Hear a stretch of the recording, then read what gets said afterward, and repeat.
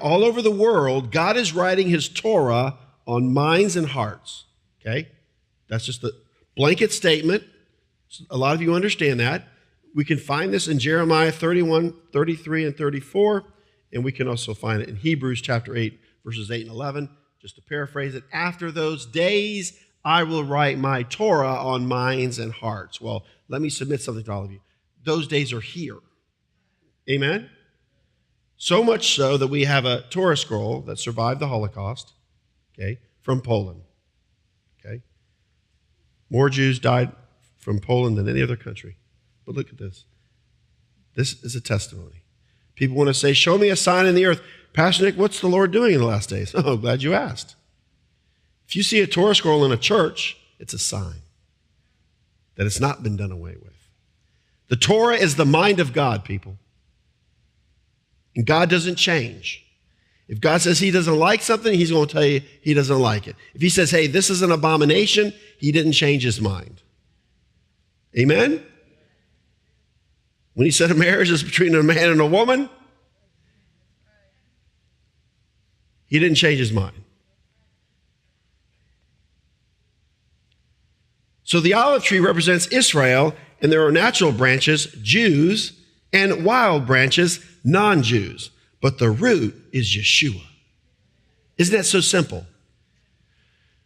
A lot of people worship the branches. If you're Jewish, they'll worship people that are Jewish and can speak Hebrew and everything. They'll worship the branches. We don't worship the branches. We worship the root. It's Yeshua.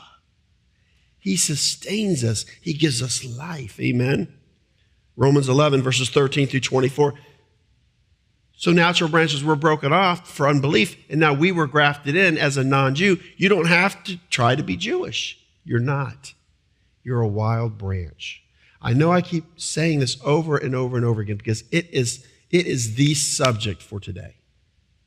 Because all over the world, non-Jews are interested in their Hebrew roots, and they don't know why. And we all get accused that are not Jewish of trying to be Jewish. I make it very clear. I'm a pastor. I'm a non-Jew. I'm a wild branch, and I can prove it through my children. Just come to my house, right? I said something, D, I think it was Linda or D. Do you want these bananas? And I said, absolutely. I'm going to give them to my monkeys. Why would I say that? Because I have wild children. Now, the word people and the land are all synonymous. They're like Legos, 3 big Legos, okay? And once you start to connect these pieces, you're going to get the whole story. How many of you understand what I'm saying? You can take bits and pieces of a story or a plot or a storyline, but you need all the characters. You need the plot. You don't just turn off a movie and miss the ending. It was great up to this point. Click. No. What's going to happen? Why'd you do that?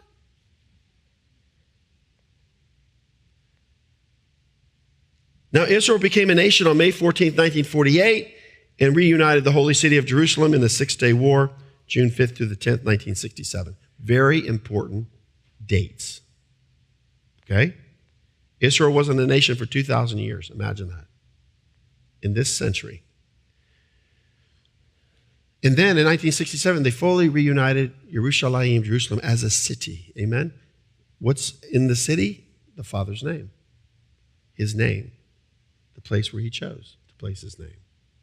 So why is there so much controversy over the city of Jerusalem? Because that's where the Lord's name is. That's where the Messiah is going to come back down on the Mount of Olives. I mean, the Jerusalem's a big deal, celebrating a 50th anniversary.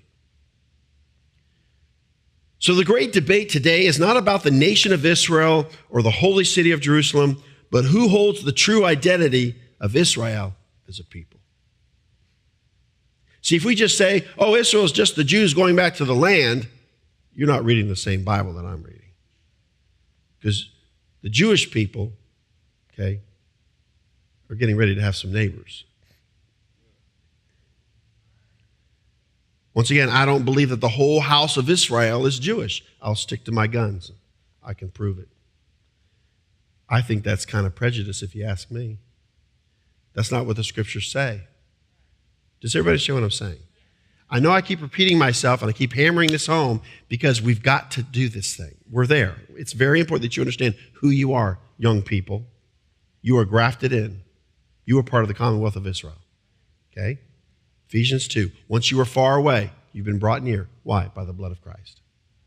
Okay? And now, thank you, Holy Spirit. Now, you choose to live a certain way now. You have made that choice. You weren't forced into it. You're not making yourself do it. You're like, man, I'm grafted in. I got to do this thing, right? I got to do certain things now. If I say I'm Israel, we got to do the little checklist to some degree. So your identity will dictate your lifestyle, and your lifestyle will dictate your identity. I respect how all my pastor friends want to express their faith. I respect all religions and things, but I will be honest with you that I have a way that I want to express my faith. And that's what I'm focusing in on, is how I'm going to express my faith through my marriage and my children and through this church. This is how we worship. This is how we do it. Okay? It's just the way it is. You might think it's strange. You might not want nothing to do with it, but this is who we are. This is what we do. Amen? We jump up and down on a stage. Once again, your identity will dictate your lifestyle, and your lifestyle will dictate your identity. It's a position of responsibility and maturity and influence. We want to be legitimate in the community. Amen? Now, the Torah portions, Balak and Phineas, or Pincus, are relevant for today. The Torah portions are relevant for today. Let's look at the book of Numbers. The book of Numbers, chapters 1 through 9 at Sinai. Preparation for the journey. This only took a few weeks to do.